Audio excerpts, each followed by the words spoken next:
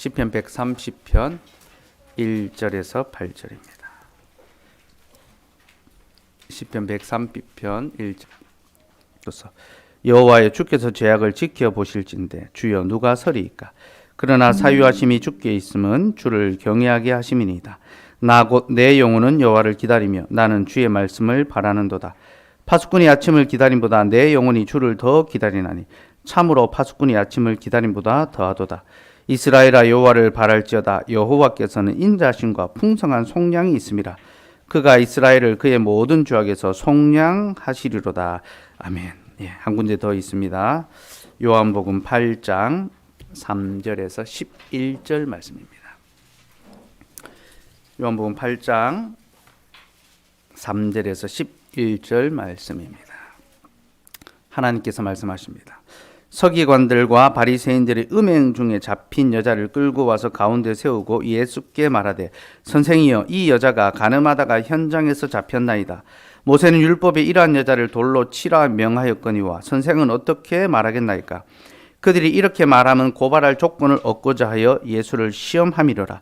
예수께서 몸을 굽히사 손가락으로 땅에 쓰시니 그들이 묻기를 마지 아니하는지라. 이에 일어나 이르시되, 너희 중에 죄 없는 자가 먼저 돌로 칠하시고 다시 몸을 굽혀 손가락으로 땅에 쓰시니 그들이 이 말씀을 듣고 양심의 가책을 느껴 어른으로 시작하여 젊은이까지 하나씩 나가고 오직 예수와 그 가운데 섰는 여자만 남았더라. 예수께서 일어나사 여자 외에 아무도 없는 것을 보시고 이르시되, 여자여, 너를 고발하던 그들이 어디 있느냐? 너를 정죄한 자가 없느냐? 대답하되, 주여, 없나이다. 예수께서 이르시되, 나도 너를 정죄하지 아니하노니 가서 다시는 죄를 범하지 말라 하시니라. 아멘. 하나님, 오늘도 우리에게 주의 말씀을 들려주셔서 감사합니다. 이 말씀, 우리를 용서하시는 하나님의 구원의 말씀이오니 이제 이 말씀 풀어서 우리에게 사죄의 은혜가 넘치게 하여 주옵소서. 예수님의 이름으로 기도드리옵나이다. 아멘. 지난주일 설교가 끝나고 우리 시온이가 어제 저한테, 아빠, 나도 죄를 짓지 않아서 이제 교회 갈 필요가 없을 것 같아, 그렇게 이야기하는 겁니다. 설교를 적용을 하더라고요. 잘못된 적용이죠. 제가 이렇게 대답했습니다. 너는 죄인 중에 괴수다. 예, 그게 우리의 실질입니다. 우리는 참으로 죄인 중에 괴수와 같습니다. 깊은 수렁에 빠져 있는 그런 자들이죠. 우리 스스로는 그 수렁에서 벗어날 수가 없습니다. 그래서 하나님께서 우리에게 제시해 준 길로 나아갈 때에만 우리가 구원을 얻을 수 있습니다. 그 구원의 길이 뭡니까? 생명에 이르는 회개죠. 그죠? 우리가 생명에 이르는 회개를 할 때에 주께서 우리를 구원의 자리로 이끌어 가십니다. 고린도후서 10장 4절 말씀 우리 같이 한번 읽을까요? 예, 시작. 하나님의 뜻대로 하는 세상의 근심은 사망을 이루는 것이니라. 세상의 근심은 사망을 이루지만 하나님의 뜻대로 하는 근심, 곧 죄에 대한 슬픔은 후회할 것이 없는 구원에 이르는 회개다. 여러분, 참된 회개는요, 후회할 것이 없습니다. 우리가 죄를 범하고 늘 후회합니다. 죄가 우리의 양심을 찌르니까 후회하죠, 그죠? 그러나 후회한다고 되돌릴 수가 없습니다, 그죠? 후회는요, 시간을 거슬러 가야지만 다시 그때로 되돌아가서 그 죄를 범하지 않아야지만 후회 안 할 수가 있는 거잖아요, 그죠? 근데 회개가 바로 그와 같습니다. 하나님께서 창세전부터 우리의 죄를 용서하기로 작정하셨습니다. 회개는 시간을 거슬러 가는 겁니다. 그래서 여러분 그 이사야서 보면요, 히스기야가 범죄한 다음에 하나님께서 그에게 이제 질병으로 너가 죽을 것이다, 딱 그렇게 심판하십니다. 히스기야가 회개했어요. 그리고 이제 다시 선지자를 보내서 너가 그 병에서 나을 것이다 했는데 히스기야가 징조를 달라 하죠. 그때 하나님께서 어떻게 하십니까? 해 그림자를 뒤로 딱 씹어도 물러가게 합니다. 시간을 딱 거슬러 갑니다. 여러분, 역사 속에서 단 한 번도 시간을 거슬러 간 적이 없습니다. 해가 하늘에 멈춘 적은 있었습니다. 하나님께서 자기 백성을 보호하기 위하여 하늘에 해를 멈추시고 아말렉과의 전투에서 이기게 하셨죠. 근데 시간을 거슬러 간 적은 없습니다. 근데 딱 한 번 히스기야가 자기의 죄를 회개했을 때 하나님께서 해 그림자를 뒤로 가게 하셨습니다. 이것은 표적입니다. 곧 하나님께서 회개를 통하여 우리의 죄를 없애주신다. 그러니까 회개는요, 이게 창조의 시간으로 되돌아가는 겁니다. 우리의 원죄와 우리의 자범죄를 다 하나님께서 용서해 주죠. 그러니까 회개는요, 엄청난 위력이 있는 것입니다. 여러분, 회개를 가볍게 생각하지 마십시오. 우리가 살아가면서 늘 후회할 일밖에 하지 않지만 회개는 후회하지 않습니다. 진정으로 회개할 때 주께서 우리의 그 후회를 다시 감사로 바꾸어 주십니다. 그렇게 우리가 회개할 때 하나님이 참된 구원의 길을 열어주시는데 그 구원의 길은 우리에게 사죄의 은혜를 베푸시는 거죠. 내가 너의 죄를 용서한다. 그래서 오늘은 103편 세 번째 대지입니다. 우리는 용서받은 죄인입니다. 설교 대지는요, 첫째, 사단은 우리를 정죄합니다. 둘째, 하나님은 우리를 용서합니다.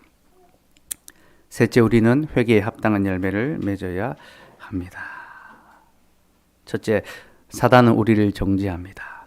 하나님께서는 우리에게 참된 회개를 통하여 사죄의 은혜, 죄를 용서해 주십니다.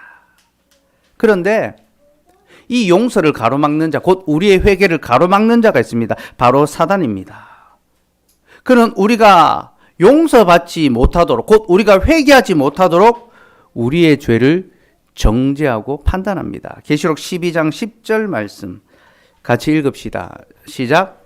내가 또 들으니 하늘에 큰 음성이 있어 이르되 이제 우리 하나님의 구원과 능력과 나라와 또 그의 그리스도의 권세가 나타났으니 우리 형제들을 참소하던 자 곧 우리 하나님 앞에서 밤낮 참소하던 자가 쫓겨났고. 자, 여기 보니까 하나님의 구원과 그의 나라가 임할 때 사단이 내어 쫓겼다, 하늘에서 내어 쫓겼다라고 하는데요, 성경은 그를 가리켜 우리를 밤낮으로 참소하던 자, 하나님 앞에서 밤낮으로 우리를 참소하던 자라고 밝힙니다. 여기서 참소한다라는 말은 법정적인 용어인데요, 고소한다, 이 고발한다, 그런 뜻입니다. 사단이 하늘의 법정에서 우리의 죄를 밤낮으로 고소하는 거죠. 검사입니다, 검사. 검사처럼 우리의 죄를 샅샅이 살피고 압수수색을 해가지고 우리의 죄를 들추어내고 판단합니다. 이 사단이 하는 일입니다. 그는 우리를 참소합니다. 그러나 여러분, 너무 두려워하지 마십시오. 우리에게는 고소인도 있지만 변호인도 있지 않습니까? 그죠? 그리스도께서 우리의 보혜사, 변호인이 되어 주십니다. 이 변호인, 보혜사는요, 상담 위로의 그런 의미가 아니라 법정적인 용어입니다. 그는 우리의 변호인이 되신다. 근데 주께서도 밤낮 쉬지 않으시죠. 사단도 밤낮으로 쉬지 않고 우리를 참소하지만 그리스도께서도 밤낮으로 쉬지 않고 우리를 변호해 주십니다. 이게 복음의 내용인데요. 어쨌든 사단은 우리를 정죄하고 참소합니다. 여러분, 제가 지난주에 하나님의 말씀은 우리의 죄를 책망한다라고 했는데요, 죄를 책망하는 것과 죄를 지적하는 것, 정죄하는 것은 다릅니다. 죄를 책망하는 것은 복음의 바른 기능입니다. 책망을 통하여 우리를 돌이키게 하잖아요. 그렇죠? 하지만 죄를 정죄하는 것, 지적하는 것은요, 복음의 역사가 아니라 사단의 역사입니다. 죄에서 돌이키게 하는 것이 아니라 더 그 죄에서 빠져나오지 못하게 합니다. 여러분, 책망과 이 정죄의 차이가 뭘까요? 사랑이 있습니다. 사랑. 책망이라는 것은 사랑이 동반된 질책입니다. 그래서 알아차립니다. 사랑을 사랑하기 때문에 나를 책망하는구나. 부모가 자녀를 사랑하기 때문에 책망하는 거죠. 그렇죠? 정죄는 무엇입니까? 사랑이 없는 손가락질이죠. 비난하고 비판하고. 그렇게 죄를 비난하고 비판하면요, 그 사람을 그 죄에서 돌이킬 수 있습니까? 없습니다. 그냥 낙인 찍을 뿐입니다. 그죠? 손가락질하고 조롱하고 비난하고 그것으로 끝이죠. 그죠? 이게 정죄의 모습입니다. 사단은 우리를 정죄합니다. 그는 우리를 죄에서 돌이키게 하려는 것이 아니라 도리어 그 죄에서 영원히 빠져나오지 못하게 하려고 정죄합니다. 너는 죄인이다. 자기가 죄인이라는 그 사실에 갇혀서 계속 그 죄 가운데 살아가게 만드는 거죠. 근데 여러분, 사단은 정죄하는 자인데요, 놀랍게도요, 그가 그 정죄를 위하여 사용하는 수단, 정죄의 수단이 바로 말씀과 교회입니다. 사단은 말씀과 교회를 통하여 우리를 정죄합니다. 하나님의 말씀으로 죄를 정죄하고 교회를 통하여 그렇게 판단하고 정죄하는 역할을 합니다. 요한복음 8장에서 그러한 내용을 우리에게 가르쳐 줍니다. 요한복음 8장으로 가서요. 요한복음 8장은 가늠하다 현장에 잡혀온 여인에 관한 이야기죠. 우리가 잘 알고 있는 내용입니다. 3절에서 5절 말씀 같이 한번 읽읍시다. 시작. 서기관들과 바리새인들이 음행 중에 잡힌 여자를 끌고 와서 가운데 세우고 예수께 말하되 선생이여, 이 여자가 가늠하다가 현장에서 잡혔나이다. 모세는 율법에 이러한 여자를 돌로 치라 명하였거니와 선생은 어떻게 말하겠나이까. 자, 서기관들과 바리새인들이 음행한 여인, 그 현장범입니다. 현장에서 가늠하던 여인을 잡아왔습니다. 그래서 모세의 율법에 의하면 이 여자를 돌로 쳐야 하는데 당신이라면 어떻게 하겠냐라고 물었습니다. 여러분, 서기관들과 바리새인들은요, 구약교회의 직분자죠. 오늘날로 치면 목사, 장로와 같습니다. 이 당회가 이 성도의 죄를 딱 지적을 해가지고 현장범을 딱 잡아서 이들이 잘못했는데 율법에 따르면, 말씀에 따르면 돌로 치라고 했는데 당신은 어떻게 하겠습니까? 그렇게 물었습니다. 여러분, 이들의 지적, 이들의 판단은 매우 옳습니다. 말씀을 가지고 율법을 통해서 죄를 죄로 그렇게 판단하고 있죠. 또 하나님의 권위를 갖고 이 죄인을 판단하고 있습니다. 모세 율법을 통하여 직분자들이 이 일을 행하고 있습니다. 근데 여러분, 이들에게 결정적인 문제가 있죠. 이들이 이 일을 행하는데 사랑이 조금도 없다는 것입니다. 사랑이 결여되어 있습니다. 여러분, 많은 사람들이 교회의 권징을 두려워합니다. 교회가 죄를 벌하고 또 그렇게 책망한다는 그 소식에 두려워 떱니다. 그런데 여러분, 권징은요, 사랑하기 때문에 하는 것입니다. 사랑이 동반되지 않으면 권징할 수가 없습니다. 더 많이 사랑하기 때문에 더 많이 권징할 수 있는 거예요. 성도가 죄를 범하였을 때 죄를 책망하고 벌을 하는데 돌이키지 아니하면 교회에서 출교까지 하게 됩니다. 그렇죠? 출교는요, 세상 법으로 보면요, 사형 선고 같습니다. 무기징역과 같습니다. 그런데 그 출교하는 목적도 그를 완전히 버리기 위함이 아니라 다시 돌아오게 하려고 충격을 주고 그 삶을 돌이켜 다시 교회로 나아올 수 있도록 하기 위해서 그렇게 하는 겁니다. 권징은 사랑이 동반된 교회의 사역입니다. 근데 이 서기관들과 바리새인들은 조금 더 사랑하지 않은, 사랑이 결여된 방식으로 하나님의 말씀을 사용하고 있고, 또 이것을 용서가 아니라 심판의 도구로 그렇게 사용하고 있습니다. 또한 이들의 가장 큰 문제는 하나님의 말씀으로 자기를 돌아보는 것이 아니라 남의 죄를 지적하고 판단하는 일에만 열심을 내고 있다는 겁니다. 여러분, 하나님께서 우리에게 말씀을 주신 이유가 무엇입니까? 먼저 우리의 삶을 잘 살펴보라고. 그래서 우리가 얼마나 큰 죄인이며 우리가 얼마나 죄가 우리를 얼마나 위험하게 하는지를 깨닫게 하려고 말씀을 주셨습니다. 이것이 말씀의 첫 번째 기능인데, 그들은 말씀으로 자기의 죄를 돌아보는 것이 아니라 남의 죄를 판단하는 일에 더 앞장서고 더 우선했던 겁니다. 이것이 잘못된 것이죠. 여러분, 책망과 정죄의 차이는요, 자신의 잘못을 포함하느냐 포함하지 않느냐에서 갈라집니다. 책망은 자기의 잘못을 인정하면서 훈계하는 겁니다. 부모가 자녀를 책망할 때에 자기가 그렇게 가르치지 못하고 보여주지 못한 것에 대한 인정과 부끄러움 가운데 책망하고 지도합니다. 하지만 지적은요, 자기의 잘못은 전혀 인정하지 않고 상대의 잘못만 들추어내는 거. 네가 이거 잘못했잖아. 네가 저거 잘못했잖아. 손가락질하고 지적하는 것을 가리킵니다. 서기관과 바리새인들이 바로 그렇게 했던 거죠. 그래서 여러분, 이것은 하나님의 말씀을 가지고 있고 또한 그들이 당회라는 권위를 갖고 있지만 이것은 거룩한 복음의 역사가 아니라 도리어 참소하는 사단의 역사가 되고 만 것입니다. 사랑하는 여러분, 하나님께서 우리에게 말씀을 주신 것은 그 말씀으로 먼저 우리를 잘 살피기 하기 위해서고, 하나님께서 교회를 세우신 것은 그 교회가 하나님의 백성을 자녀처럼 사랑하며 돌보고 지도하게 하기 위해서 교회를 세우셨습니다. 그러나 사단은 그 말씀의 사용처를 교묘하게 바꿔버리고 교회의 역할을 뒤집어 버립니다. 그래서 말씀으로 자기를 살피기 전에 남을 먼저 판단하고 성도를 사랑하기 전에 군림하려 드는 그런 일을 하게 됩니다. 그래서 이 구약교회와 서기관과 바리새인들은 하나님의 동력자가 아니라 사단의 하수인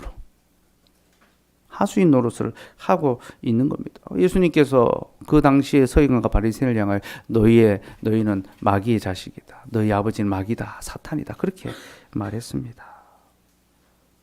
여러분, 사단은요, 언제나 교회를 공격하고 그 교회를 통하여 참된 복음이 아니라 정죄하고 두렵게 하는, 무섭게 하는 그런 말들만 하게 만드는 그런 일들을 행합니다. 중세교회가 대표적인 증거입니다. 중세 로마 교회는요, 죄인들을 용서하는 교회가 아니라 죄인들을 심판하는 교회로만 그 역할을 했습니다. 그래서 성도들의 삶을 일거수일투족 감시하고 살펴서 모두를 심판대 앞에 서 있는 죄인으로 만들어 버렸습니다. 물론 우리는 다 하나님의 심판대 앞에 서 있는 죄인들이 맞습니다. 하지만 우리를 하나님의 심판대에 세움과 동시에 우리 옆에 우리의 변호인인 그리스도가 있다는 그 복음도 함께 전해야 되는데, 중세교회는요, 하나님의 심판의 칼에 대해서만 전했지 그리스도의 구원과 위로와 변호에 대해서는 증거하지 않았습니다. 그러니까 죄인들을 끊임없이, 성도들을 끊임없이 판단하고 정죄하고 그렇게 두렵게 만들었던 거죠. 바리새인과 서기관들이 그랬던 것처럼 교회가 복음의 가치를 떠나게 되면 언제나 그런 일이 일어난다는 것을 우리는 기억해야 합니다. 그래서 우리에게는 그리스도의 복음이 필요합니다. 왜냐하면 그리스도께서는 그 모든 어그러진 것을 다시 바르게 펴시고 회복하시기 때문입니다. 예수님께서 서기관들과 바리새인의 잘못된 성경 사용을 바로 잡아 주십니다. 7절 말씀 한번 볼까요? 7절 같이 읽읍시다. 시작. 그들이 묻기를 마지 아니하는지라 이에 일어나 이르시되 너희 중에 죄 없는 자가 먼저 돌로 치라 하시고, 주께서는 너희 중에 죄 없는 자가 먼저 돌로 치라고 하셨습니다. 많은 사람들이 이 질문을 양심에 호소한 것이다 라고 생각합니다. 주께서 양심에 호소하시네. 이 구약 바리새인과 서기관들이 율법으로 정죄하니까 예수님은 복음으로 양심으로 호소하셨다 하는데 완전히 잘못된 적용입니다. 율법과 복음은 같은 겁니다. 다르지 않습니다. 하나입니다. 서기관들과 바리새인들은 율법을 잘못 사용했고 예수님은 그 율법을 바르게 다시 제자리에 갖다 놓으셨습니다. 너희 중에 죄 없는 자가 먼저 돌로 치라. 이 말씀은요, 하나님의 율법 앞에 그들이 지금 호소하고 있는 모세의 율법으로 이 여인을 고소하고 있는데 바로 그 율법 앞에 고소하는 자들을 탁 세우는 겁니다. 너희가 모세의 율법으로 이 여인을 고소하는데 좋다. 그 율법에 너희가 죄가 없으면 이 여인을 돌로 쳐라. 여러분, 죄가 무엇으로 죄로 드러납니까? 법이 있어야지만 죄가 죄로 드러나죠. 하나님의 율법이 없다면 우리는 죄를 죄로 깨달을 수가 없습니다. 그러므로 너희 중에 먼저 죄가 없는 자가 돌로 치라는 것은요, 너희를 하나님 말씀 앞에 세워보라. 그리고 과연 너희가 죄가 없으면 돌로 쳐라 라는 것입니다. 주님은 말씀의 기능을 회복시켜 주셨습니다. 곧 말씀이 우리의 삶을 들여다보고 우리가 얼마나 죄인인지를 깨닫게 하고 이 죄가 얼마나 위험한지를 알게 하는 것인데, 이 말씀을 남을 판단하는 도구로 사용하니까 그것이 옳지 않다. 너희는 남을 고소하기 전에 너희 스스로를 고소해야 한다. 주께서 그들을 말씀 앞에 고소한 겁니다. 특별히 주님은 이 말씀을 하시면서 손가락으로 2번 땅에다 글을 쓰셨습니다. 그 앞에 한번 쓰시고 그 뒤에 한번 쓰셨습니다. 6절 마지막에 보면 예수께서 몸을 굽히사 손가락으로 땅에 쓰시니, 8절 다시 몸을 굽혀 손가락으로 땅에 쓰시니, 몸을 굽혀 2번 손가락으로 땅에 글을 쓰셨죠. 이것은 모세가 받았던 그 율법 십계명의 그 사건을 재현하는 것입니다. 모세는 십계명을 2번 받았습니다. 언약 백성이 범죄하로 말미암아 십계명을 2번 받았는데, 그 십계명은 하나님께서 친수 손가락으로 돌판에 새기신 계명입니다. 서기관과 바리새인들이 모세 율법으로 사니까 예수님께서는 내가 바로 새 모세다. 2번 땅에다 글을 쓰심으로써 너희가 그 율법에 스스로 의인이라고 생각하느냐? 너를 돌아보라. 죄 없는 자가 돌로 치라. 그러니까 양심이 아니라 하나님의 말씀 앞에 그들을 세우신 것입니다. 여러분, 양심이 우리를 죄인으로 깨닫게 하는 것이 아닙니다. 우리의 양심은 화인 맞았습니다. 우리는 그릇된 양심으로 자기를 변호하고 스스로를 옳게 여기할 따름이지 우리가 죄인이라는 것을 인정하지 않습니다. 그러니 양심이 아니라 말씀 앞에 설 때에만 우리는 우리가 죄인이라는 사실을 확실히 깨닫게 됩니다. 그렇게 주께서 이 사람들을 율법 앞에 고소하니까 어떻게 됩니까? 사람들이 다 떠나가 버리죠. 그리고 여자만 남게 됩니다. 그죠? 9절과 10절 한번 볼까요? 9절과 10절. 9절만 읽읍시다. 9절만. 시작. 그들이 이 말씀을 듣고 양심의 가책을 느껴 어른으로 시작하여 젊은이까지 하나씩 나가고 오직 예수와 그 가운데 섰는 여자만 남았더라. 예수님께서 말씀하시니까 사람들이 양심의 가책을 느껴 다 떠나갔다는 거예요. 근데 여기 보니까요, 양심의 가책이 나오죠. 목사님 양심의 가책에 찔려서 다 갔네요. 예수님이 양심에 호소한 게 맞네요.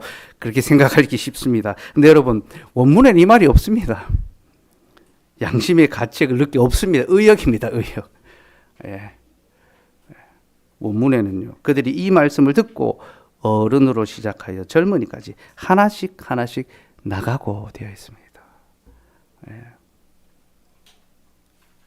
하나님께서는, 예수님께서는 우리의 양심이 아니라 하나님의 말씀 앞에 우리를 세우시고 우리 영혼을 보게 하십니다. 여러분, 자기 양심이 아니라 말씀 앞에 서십시오. 그리고 그 말씀 앞에서 내가 죄인이라는 사실을 깨닫고 또 인정하셔야 됩니다. 그리고 내가 죄인이라는 사실을 인정할 때 우리는 비로소 주님 앞에 서게 됩니다.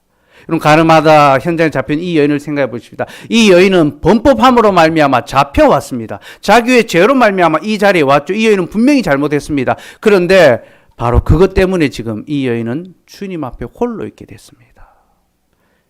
사람들이 다 떠나가고 여자만 남았더라. 이 여자만 남았더라라는 말은요, 원문으로 번역하면요, 여자만 남겨두었더라, 그런 뜻입니다. 주께서 이 여자만 남겨두신 겁니다. 왜 남겨두셨습니까? 그의 죄를 용서해 주시기 위해서죠. 11절 말씀 읽읍시다. 시작. 대답하되 주여 없나이다. 예수께서 이르시되 나도 너를 정죄하지 아니하노니 가서 다시는 죄를 범하지 말라 하시니라. 나도 너를 정죄하지 아니하노니.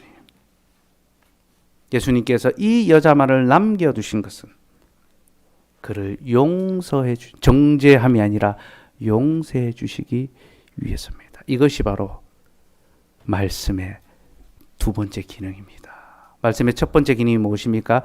우리의 죄를 깨닫게 하는 거죠. 책망하죠. 두 번째 기능, 우리의 죄를 용서해 주는 겁니다. 이 여인은 분명히 심각한 죄를 범했습니다. 돌로 맞아 죽어도 마땅한 죄를 범하였습니다. 그것이 하나님의 말씀입니다. 그러나 그 죄 때문에 이 여인은 예수님 앞으로 이끌려져 왔고 예수님 앞에서 사죄의 복음을 듣게 됐습니다. 여러분, 말씀은 먼저 우리를 죄의 자리로 이끌어 갑니다. 우리가 얼마나 죄인인지를 마주하게 합니다. 그리고 둘째로 말씀은 우리를 구속자에게로 이끌어 갑니다. 우리로서는 이 죄의 문제를 해결할 수 없다는 사실을 깨닫고 우리의 구속자에게로 이끌어 갑니다. 그래서 구속자께서 우리를 구원해 주실 때 우리는 그를 사랑하게 되죠. 그죠? 시편 130편에서도요. 우리의 범죄함으로 말미암아 우리가 주를 더욱 사모하게 된다라고 합니다. 4절에 보니까 그러나 사유하심이 주께 있으면 주를 경외하게 하심이라. 용서하심이 주님께 있기 때문에 자신의 범죄함으로 말미암아 주를 더욱 사랑하게 된다. 더욱 섬기게 된다. 그렇게 고백하는 거죠. 사랑하는 여러분, 우리 주님은 우리의 죄를 용서해 주시는 분이십니다. 그는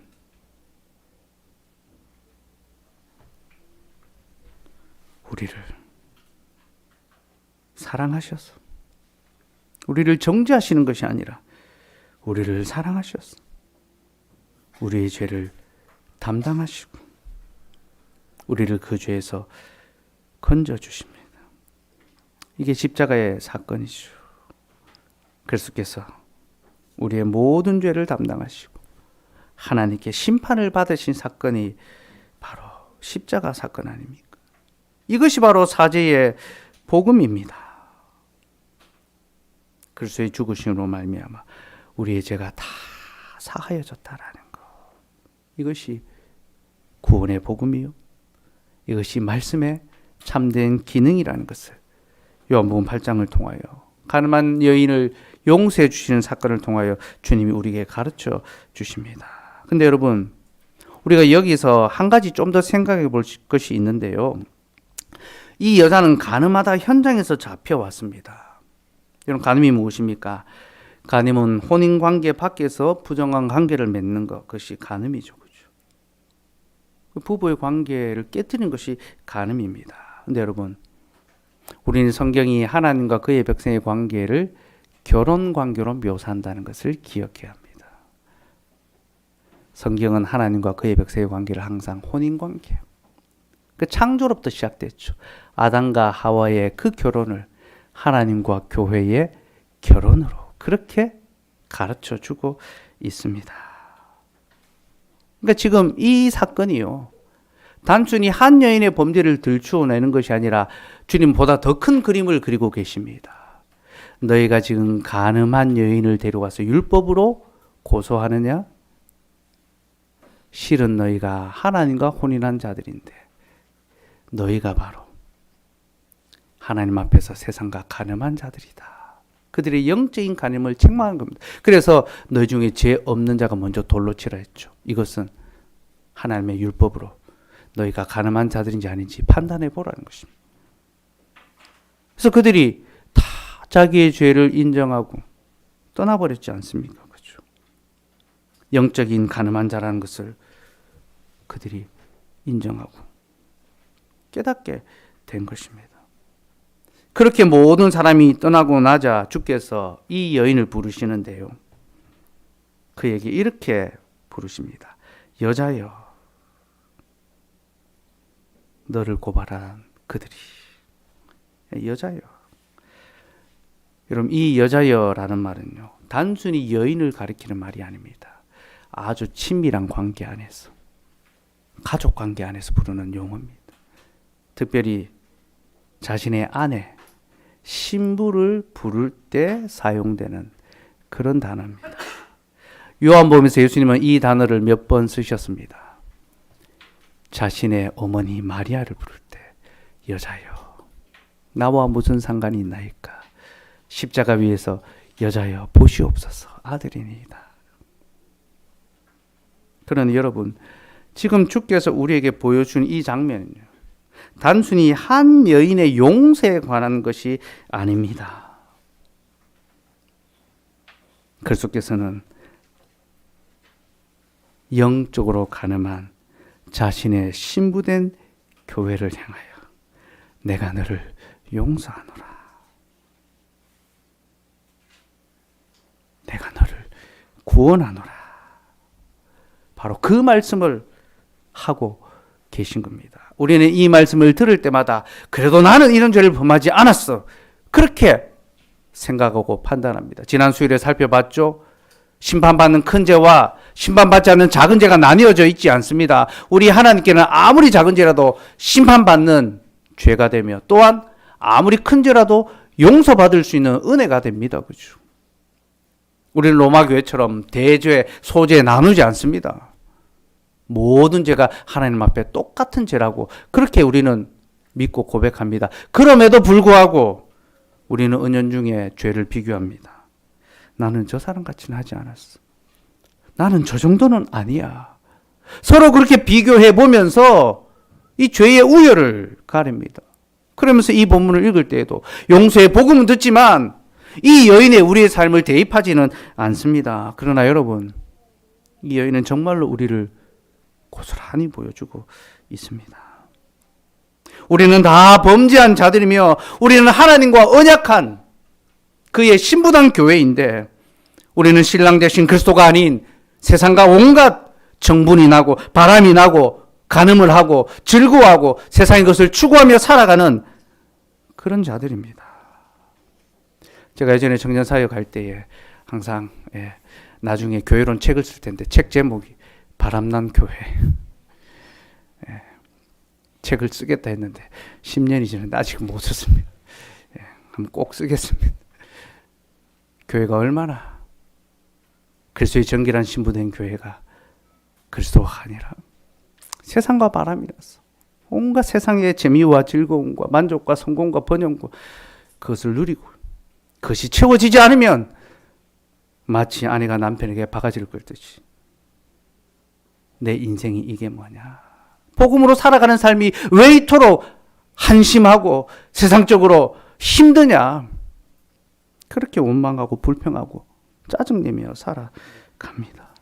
여러분, 우리는 다 바람난 신부고 가늠한 여인들입니다. 하나님의 말씀이 우리를 책망합니다. 우리의 죄가 얼마나 큰지 바라보게 합니다. 그러나 그 책망은 우리를 우리의 참된 신랑에게로 이끌어갑니다. 여러분, 신부의 죄를 용서해 줄 수 있는 사람은 신랑밖에 없습니다. 그렇죠? 신랑이 용서하면 됩니다. 내가 용서한다. 다시 아내로 맞아주고 다시 남편으로 맞아주고 다시 자녀로 맞아주고 다시 부모로 맞아주고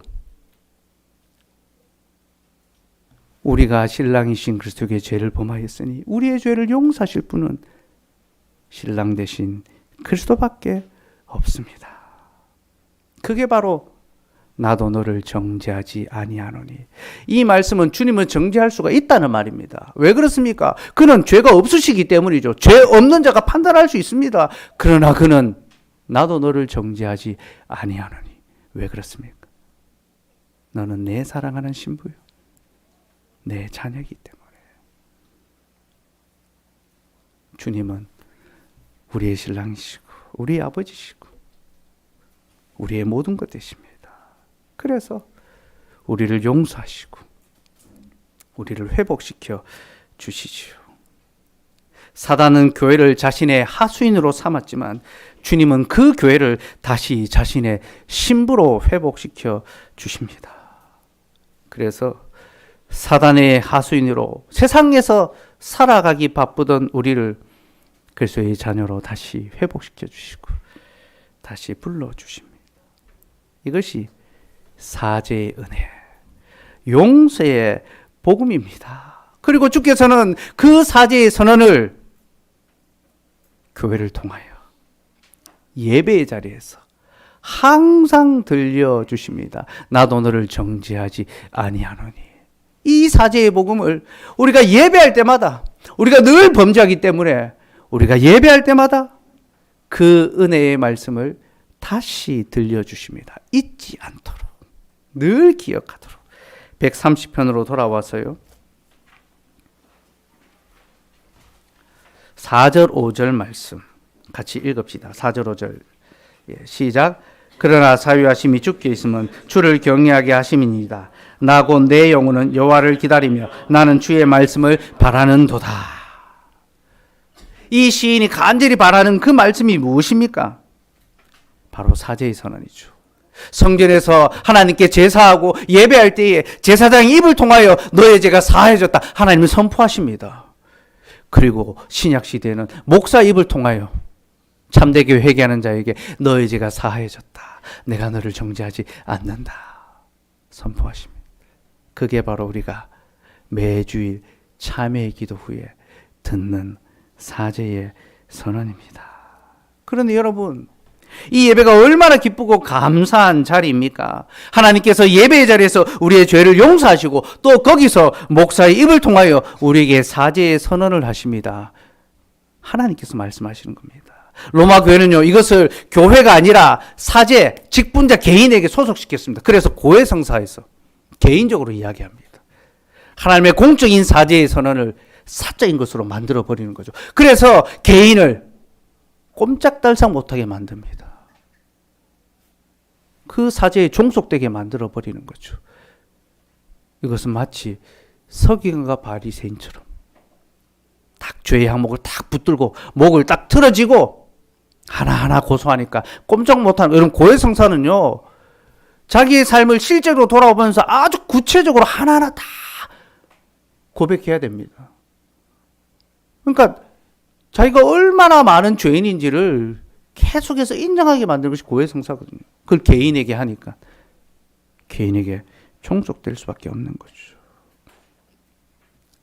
하지만 하나님께서는 이 사죄의 선을 예배의 자리에서 공적으로 목사 입을 통하여 선포하게 하셨고, 이것이 참된 복음이며 중세교회가 이 복음을 가리었을 때 종교개혁을 통하여 주께서는 이것을 다시 회복시켜 주셨습니다. 여러분, 중세교회는 회개가 없습니다. 그저 고해성사가 있을 따름이고요.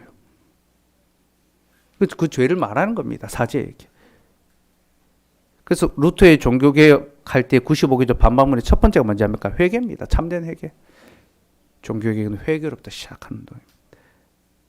말씀을 통하여 참된 회개와 하나님의 사죄의 은혜가 하나님께 있다는 것을 깨닫고 다시 하나님 안에 살아가게 만드는, 그것이 진정한 복음이죠. 여러분께서 이 예배의 자리에 이르렀을 때 하나님께서 그 복음을 듣게 하시니 이제 여러분도 파수꾼이 아침을 기다린 것보다 더욱 이 말씀을, 이 예배를 사모하며 또 기다리며 살아갈 수 있으면 좋겠습니다. 그리고 우리는 회개에 합당한 열매를 맺어가야 합니다. 이 부분은 제가 수요일에 더 자세히 말씀드릴 텐데요. 주님은 죄를 용서하는 것을 그치지 않고 이제 죄를 이기는 삶을 살게 하십니다. 그래서 가서 다시는 죄를 범하지 말라. 죄를 그치는 것을 멈추지 말고 의와 선을 이루며 살아가라는 거죠. 말씀의 세 번째 기능이 무엇입니까? 우리로 감사하며 살아가게 만들죠. 하나님 앞에 감사하는 삶을 살 수 있도록. 그래서 웨스민스터 신앙고백서에도요, 15장이 생명에 이르는 회개고요, 16장이 선행에 관한 것입니다. 어떻게 하나님 앞에서 선을 이루며 살아갈 것인가. 어쨌든 우리는 죄의 용서를 받았다면 이제 죄를 떠나야 하고 또 선을 이루는 삶으로 나아가야 합니다. 이것이 용서받은 자의 합당한 삶입니다. 우리는 다시 그 토하였던 삶으로 돌아가서는 안 되고 다시 넘어진 그 자리에 걸려 넘어져서는 안 됩니다. 거룩한 삶을, 선을 행하는 삶을 살아가야 합니다. 근데 여러분, 이 일은 매우 어렵죠. 힘들죠. 우리가 다 알고 있지 않습니까? 그죠? 우리는 결코 이 싸움을 혼자 할 수 없다는 걸 알고 있습니다. 우리가 아무리 죄를 짓지 않으려고 결단해도 죄의 소욕은 우리의 결단보다 훨씬 더 뛰어납니다. 몇 갑절, 몇십 절 더 강력합니다. 그래서 다시 우리를 범죄하게 만들죠. 그죠? 그래서 우리가 죄를 이기며 선을 행하며 살아갈 수 있도록 주께서 우리에게 교회라는 선물을 주셨습니다. 교회, 함께하는 자들이죠. 혼자서는 할 수 없지만 함께하면 할 수 있다는 겁니다. 한 사람이면 패하겠거니와 두 사람이면 맞설 수 있나니 세 겹줄은 쉽게 끊어지지 않느니라. 혼자서는 필패입니다. 두 사람이면 죄에 대해서 맞설 수 있습니다. 세 겹줄, 성도가 연합하면 쉽게 끊을 수가 없습니다. 이게 교회가 우리에게 주는 유익이고 사역입니다. 그래서 여러분, 우리는 교회에서 상호 책선할 수 있어야 됩니다. 각자 서로 죄를 멀리하고 선을 행할 수 있도록 권면해야 하는 거죠. 그리고 교회의 지도와 권징을 통해서 죄에서 떠나 의의 삶으로 나아갈 수 있도록 힘써야 합니다. 상호책선, 두 사람이 맞서는 겁니다. 형제여, 우리 그렇게 살지 말자. 우리가 말씀대로 살아가자. 주일에 예배를 드리고 난 다음에 부부끼리 서로 말씀을 나누고 적용합니다. 성도들끼리 그 말씀으로 서로 교제합니다. 의를 이루며 살아가자. 하지만 두 사람이 맞서도 능히 이기질 못합니다. 그래서 세 겹줄. 교회의 지도, 당회의 지도가 필요한 거죠. 주께서 말씀으로 우리를 지도하고 권면합니다. 그게 권징이죠. 권징은 무서운 말이 아닙니다. 권징은 제자 훈련입니다. 권징이란 말이 제자를 삼는다라는 뜻입니다. 여러분, 우리가 그렇게 주의 교회에서 상호 책선하고 그리고 교회의 지도와 권면을 받으면서 죄를 멀리하고 선을 행하는, 가서 다시는 죄를 범하지 말라. 그 약속을 지키며 살아가도록 합시다. 그래서 성경은 교훈과 책망과 바르게 함과 의로 교육하기에 유익하다 하지 않습니까? 제가 이걸 성경 네 컷이라고 말씀드렸죠. 여러분, 인생 네 컷이 있는 것처럼 성경 네 컷이 있습니다. 꼭 기억하십시오. 교훈, 책망, 바르게 함, 의로 교육하기에 유익한 것. 여기 그 복된 주의 말씀이 있으니 이 교회에서 그 말씀을 더욱 힘써 배우고 익혀서 우리 죄를 회개하고 죄를 용서받고 죄를 이기며 하나님의 영광을 드러낼 수 있도록 합시다. 그렇게 우리 교회가 죄인들의 모임이지만 용서받은 의인들의 모임이 되기를 간절히 소망합니다. 기도하겠습니다. 하나님, 오늘도 우리에게 구원의 복음을